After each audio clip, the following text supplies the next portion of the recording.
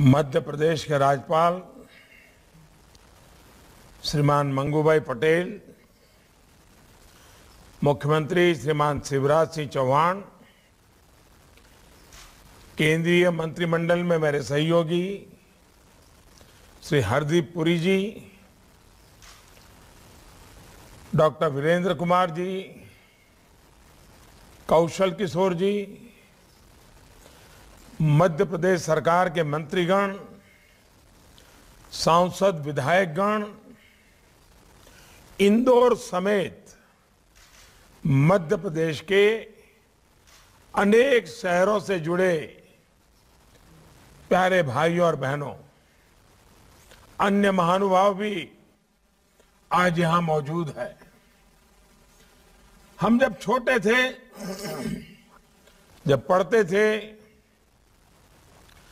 तो इंदौर का नाम आते ही सबसे पहले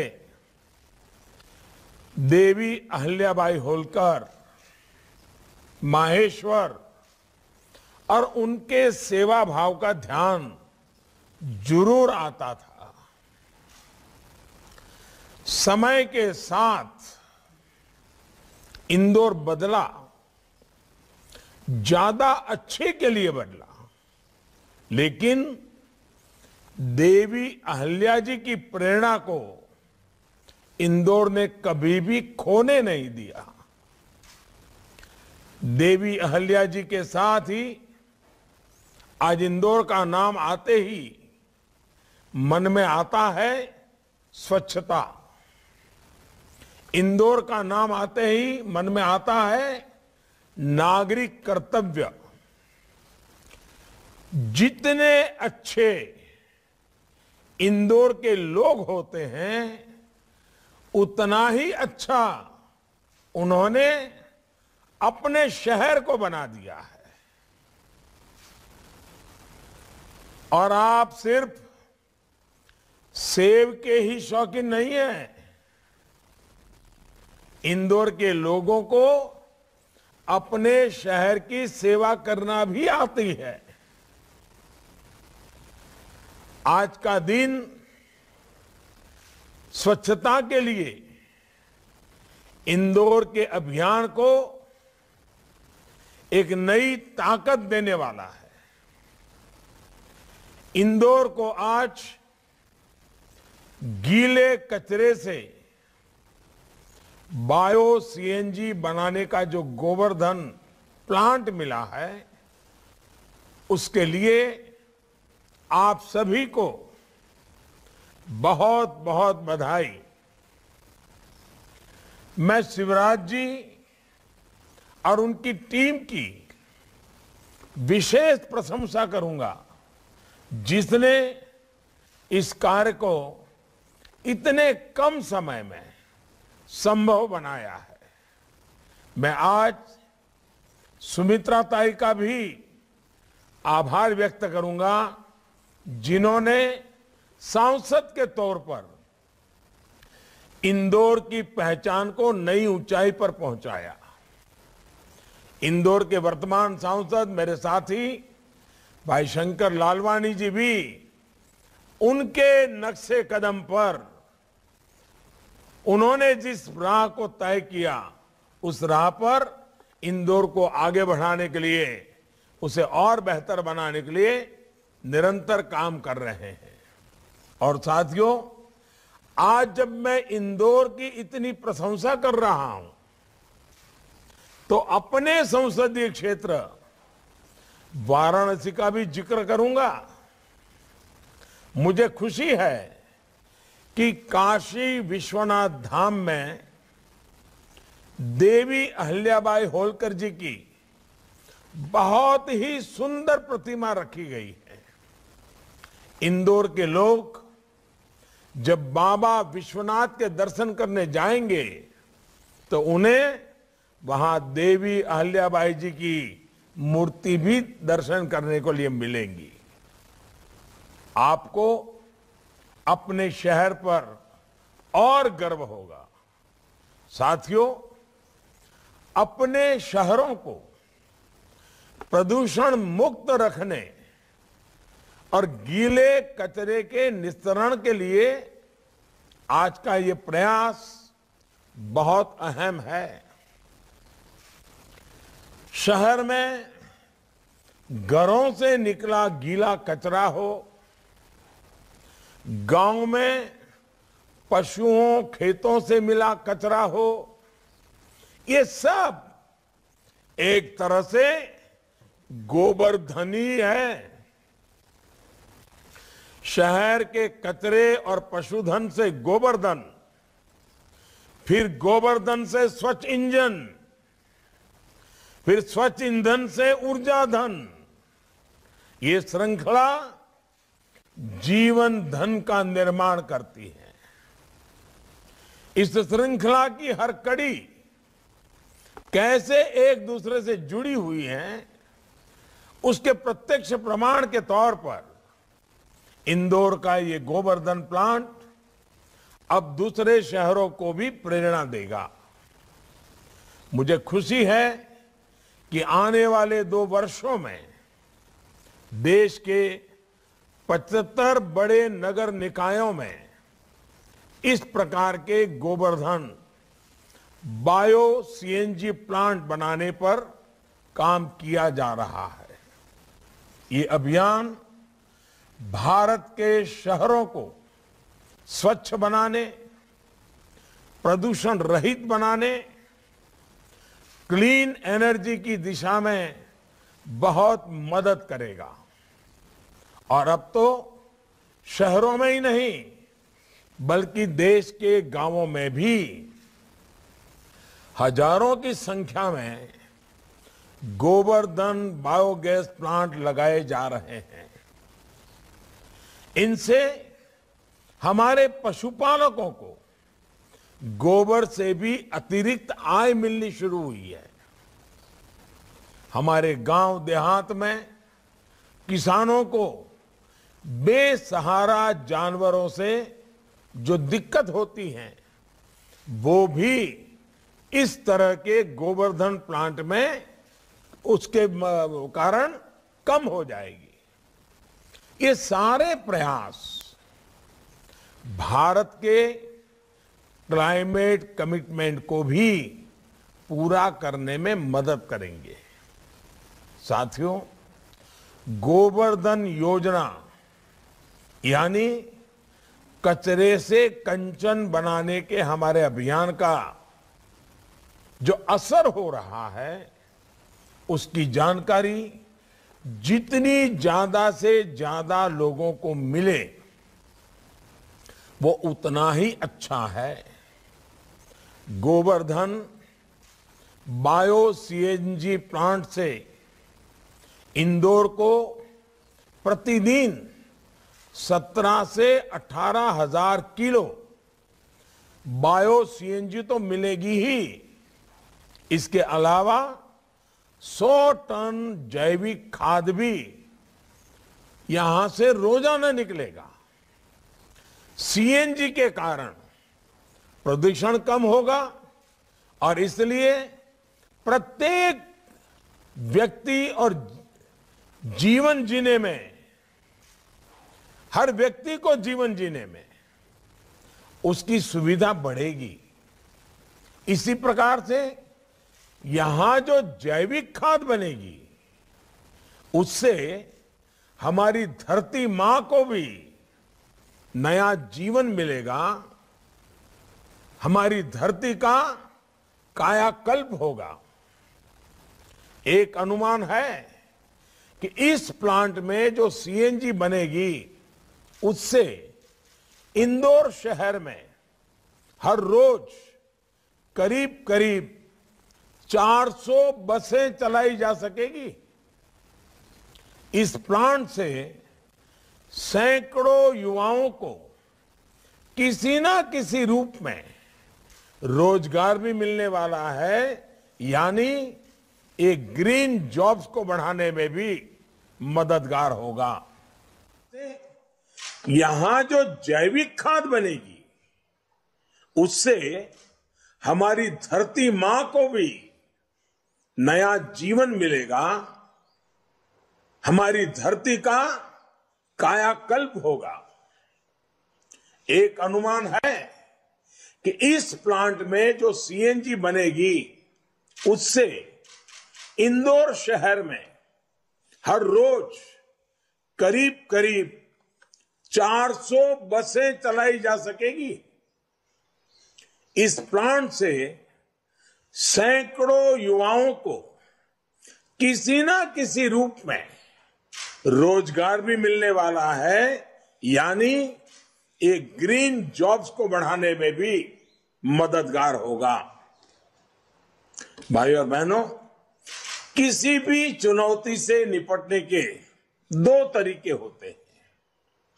पहला तरीका ये कि उस चुनौती का तत्कालीन समाधान कर दिया जाए। दूसरा ये होता है कि उस चुनौती से ऐसे निपटा जाए कि सभी को स्थायी समाधान मिले। बीते 7 वर्षों में हमारी सरकार ने जो योजनाएं बनाई हैं, वो योजनाएं स्थायी समाधान देने वाली होती है, एक साथ कई लक्ष्यों को साधने वाली होती है। स्वच्छ भारत अभियान को ही लीजिए, इससे स्वच्छता के साथ साथ बहनों की गरिमा, बीमारियों से बचाव, गांव शहरों को सुंदर बनाने और रोजगार के अवसर तैयार करने जैसे अनेक काम एक साथ हुए हैं। अब हमारा फोकस घर से, गली से निकले कचरे के निस्तारण का है, शहरों को कूड़े के पहाड़ों से मुक्त करने का है। इनमें भी इंदौर एक बेहतरीन मॉडल बनकर उभरा है। आप भी जानते हैं कि नया प्लांट जहां लगा है, वहां पास ही देव गुडरिया में कूड़े का पहाड़ होता था। हर इंदौर वासी को इससे दिक्कत थी, लेकिन अब इंदौर नगर निगम ने 100 एकड़ की इस डंप साइट को ग्रीन जोन में बदल दिया है। साथियों, आज देश भर के शहरों में लाखों टन कूड़ा देश को दशकों से ऐसे ही हजारों एकड़ जमीन पर को घेरे हुए हैं। ये शहरों के लिए वायु प्रदूषण और जल प्रदूषण से होने वाली बीमारियों की भी बड़ी वजह है। इसलिए स्वच्छ भारत मिशन के दूसरे चरण में इस समस्या से निपटने के लिए काम किया जा रहा है। लक्ष्य ये है कि आने वाले 2-3 वर्षों में कूड़े के इन पहाड़ों से हमारे शहरों को मुक्ति मिल सके, उन्हें ग्रीन जोन्स में बदला जा सके। इसके लिए राज्य सरकारों को हर संभव मदद दी जा रही है। ये भी अच्छी बात है कि साल 2014 की तुलना में अब देश में शहरी कूड़े के निस्तारण की क्षमता 4 गुना तक बढ़ चुकी है। देश को सिंगल यूज प्लास्टिक से मुक्ति दिलाने के लिए 1600 से अधिक निकायों में मटेरियल रिकवरी फैसिलिटी भी तैयार की जा रही है। हमारा प्रयास है कि अगले कुछ वर्षों में देश के हर शहर में इस तरह की व्यवस्था निर्माण हो। इस तरह की आधुनिक व्यवस्थाएं भारत के शहरों में सर्कुलर इकोनॉमी को भी एक नई शक्ति दे रही है। साथियों, स्वच्छ होते शहर से एक और नई संभावना जन्म लेती है। ये नई संभावना है पर्यटन की। हमारे देश में ऐसा कोई शहर नहीं जहां ऐतिहासिक स्थल ना हो, पवित्र स्थल ना हो। कमी जो रही है वो है स्वच्छता की। जब शहर स्वच्छ तो दूसरी जगहों से लोगों को भी वहां आने का मन करेगा, लोग ज्यादा आएंगे। अब जैसे कितने ही लोग तो केवल ये देखने इंदौर आते हैं कि देखें सफाई के लिए आपके यहां काम हुआ है, जरा जाकर के देखें तो सही। जहां स्वच्छता होती है, पर्यटन होता है, वहां पूरी एक नई अर्थव्यवस्था चल पड़ती है। साथियों, हाल ही में इंदौर ने वाटर प्लस होने की उपलब्धि भी हासिल की है।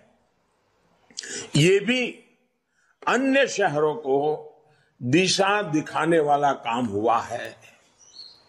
जब किसी शहर के जल स्रोत साफ होते हैं, नाले का गंदा पानी उनमें नहीं गिरता, तो एक अलग ही जीवंत ऊर्जा उस शहर में आ जाती है। सरकार का प्रयास है कि भारत के ज्यादा से ज्यादा शहर वाटर प्लस बने। इसके लिए स्वच्छ भारत मिशन के दूसरे चरण पर जोर दिया जा रहा है। 1 लाख से कम आबादी वाले जो नगर निकाय हैं, वहां गंदे पानी के ट्रीटमेंट की सुविधाएं बढ़ाई जा रही हैं। भाई और बहनों, समस्याओं को पहचान कर अगर ईमानदार प्रयास किए जाएं तो बदलाव संभव होता है। हमारे पास तेल के कुएं तो नहीं है, पेट्रोलियम के लिए हमें बाहर डिपेंडेंट रहना पड़ता है, लेकिन हमारे पास बायोफ्यूल के इथेनॉल बनाने के संसाधन बरसों से मौजूद रहे हैं। ये टेक्नोलॉजी भी काफी पहले आ चुकी थी। ये हमारी सरकार है जिसने इस टेक्नोलॉजी के इस्तेमाल पर बहुत ज्यादा जोर दिया।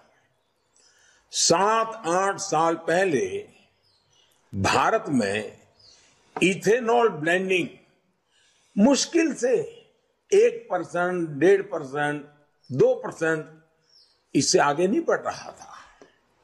आज पेट्रोल में इथेनॉल ब्लेंडिंग का प्रतिशत 8% आसपास पहुंच रहा है। बीते 7 वर्षों में ब्लेंडिंग के लिए इथेनॉल की सप्लाई को भी बहुत ज्यादा बढ़ाया गया है। साल 2014 से पहले देश में करीब 40 करोड़ लीटर इथेनॉल ब्लेंडिंग के लिए सप्लाई होता था। आप याद रखना, 40 करोड़ लीटर। आज भारत में 300 करोड़ लीटर से ज्यादा इथेनॉल ब्लेंडिंग के लिए सप्लाई हो रही है। कहां 40 करोड़ लीटर और कहां 300 करोड़ लीटर। इससे हमारी चीनी मिलों की सेहत सुधरी है और गन्ना किसानों को भी बहुत ज्यादा मदद मिली है। साथियों, एक और विषय है पराली का। पराली से हमारे किसान भी परेशान रहे हैं और शहरों में रहने वाले लोग भी। हमने इस बजट में पराली से जुड़ा एक अहम फैसला किया है। यह तय किया गया है कि कोयले से चलने वाले बिजली कारखानों में पराली का भी उपयोग किया जाएगा। इससे किसान की परेशानी तो दूर होगी ही, खेती के कचरे से किसान को अतिरिक्त आय भी मिलेगी। ऐसे ही हमने ये भी देखा है कि पहले सौर ऊर्जा, सोलर पावर को लेकर कितनी उदासीनता थी। 2014 के बाद से हमारी सरकार ने पूरे देश में सोलर पावर का उत्पादन बढ़ाने के लिए अभियान चलाया हुआ है। इसी का परिणाम है कि आज भारत सोलर पावर से बिजली बनाने के मामले में दुनिया के टॉप 5 कंट्रीज में, दुनिया के 5 प्रमुख देशों में अपनी जगह बना ली है। इसी सोलर पावर की शक्ति से हमारी सरकार किसानों को अन्नदाता के साथ ही ऊर्जादाता भी बना रहा है। अन्नदाता ऊर्जादाता बने। देश भर के किसानों को लाखों सोलर पंप भी दिए जा रहे हैं। भाई और बहनों, आज भारत जो कुछ भी हासिल कर रहा है उसमें टेक्नोलॉजी और इनोवेशन के साथ ही भारतीयों के परिश्रम का भी बहुत बड़ा हाथ है। इसी वजह से आज भारत ग्रीन और क्लीन फ्यूचर को लेकर बड़े लक्ष्य रख पा रहा है। हमारे युवाओं, हमारी बहनों, हमारे लाखों लाख सफाई कर्मचारियों पर अटूट भरोसा करते हुए हम आगे बढ़ रहे हैं। भारत के युवा नई टेक्नोलॉजी, नए इनोवेशन के साथ साथ जन जागरण में भी बहुत अहम भूमिका निभा रहे हैं। जैसे मुझे बताया गया है कि इंदौर की जागरूक बहनों ने कूड़े के प्रबंधन को एक अलग मुकाम पर पहुंचा दिया है। इंदौर के लोग कूड़े को 6 हिस्सों में अलग अलग करते हैं, जिससे कूड़े की प्रोसेसिंग और रिसाइकलिंग ठीक से हो सकती है। किसी भी शहर के लोगों की यही भावना, यही प्रयास स्वच्छ भारत अभियान को सफल बनाने में मददगार साबित होंगे। स्वच्छता के साथ साथ रिसाइकलिंग के संस्कारों को भी सशक्त करना अपने आप में देश की बड़ी सेवा है। यही तो लाइफ, LIFE, लाइफ यानी लाइफस्टाइल फॉर एनवायरमेंट का दर्शन है, जीवन जीने का तरीका है। साथियों, आज के इस कार्यक्रम में मैं इंदौर के साथ ही देश भर के लाखों सफाई कर्मियों का भी आभार व्यक्त करना चाहता हूं।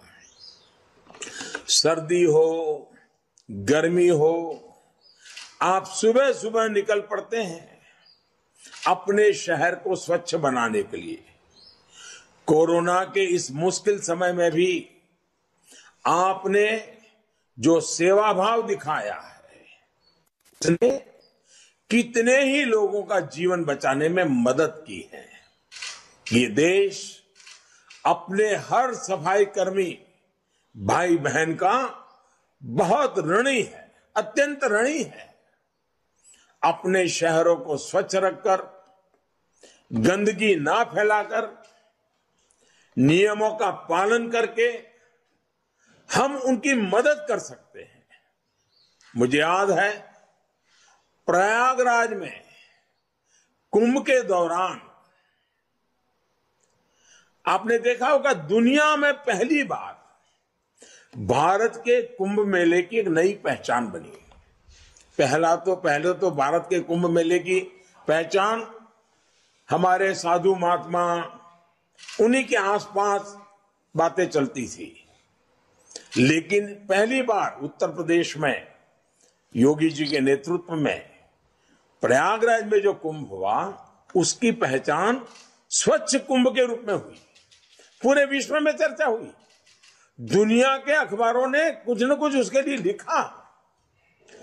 ये मेरे मन पर इसका बहुत बड़ा सकारात्मक प्रभाव था। तो मैं जब कुंभ के मेले में पवित्र स्नान के लिए गया था, तो स्नान कर आने के बाद मेरे मन में इन सफाई कर्मियों के लिए इतना अहोभाव था, इनका अहोभाव था।